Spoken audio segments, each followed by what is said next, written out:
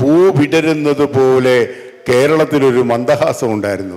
ആ മന്ദഹാസത്തിന്റെ പേരാണ് ശാബ്ദങ്ങൾ. 16 വർഷങ്ങൾക്ക് മുൻപ് ഒരു വെള്ളിയാഴ്ച ദിനം ഇരുട്ടിന്റെ മറവിൽ ക്ഷേത്രത്തിന്റെ ഗോപുരവാതിൽ ഒരാൾ അഗ്നിക്കിരയാക്കുന്നു. ആ വാർത്ത കാട്ടുതീ പോലെ പടർന്നു. എന്നാൽ നാടിനെ അശാന്തിയിലേക്ക് തള്ളിവിടാൻ അനുവദിക്കില്ല എന്ന ദൃഢനിശ്ചയത്തോടെ ഒരാൾ അവിടേക്കെത്തി. പൂ വിടരുന്നത് പോലെ ഒരു മന്ദഹാസം, അല്ലെ? ഞാൻ അദ്ദേഹം ഇങ്ങനെ ഒന്ന് നിറഞ്ഞ് ചിരിച്ചത് പോലും കണ്ടിട്ടില്ല. എത്ര സൗമ്യതയാണെന്നുള്ള, ഉടനീളം ഈ ഒരു സൗമ്യതയുടെ പര്യായമായി അദ്ദേഹം ജീവിച്ചു എന്നുള്ള.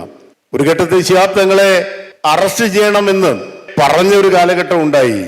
അന്ന് വരുന്ന സമയത്ത് സൗമ്യമായി ചിരിച്ചൊരു കാര്യം എന്നോട് ഡോക്ടർ CP അലി ബാവ ഹാജി പറയുന്നുണ്ട്. അന്ന് അങ്ങനെ വലിയ ചർച്ചകൾ വന്നു നിൽക്കുന്ന സമയത്ത് അലി ബാബ ഹാജിയുടെ വീട്ടിലേക്ക് വന്നപ്പോൾ പത്രപ്രവർത്തകർ അദ്ദേഹത്തോട് ഈ കാര്യം ചോദിച്ചപ്പോൾ, എന്നെ അറസ്റ്റ് ചെയ്താൽ സമാധാനം ഉണ്ടാവുമെങ്കിൽ അങ്ങനെ തന്നെയാണ് വേണ്ടത് എന്ന് ശബ്ദങ്ങൾ പറഞ്ഞു എന്ന്.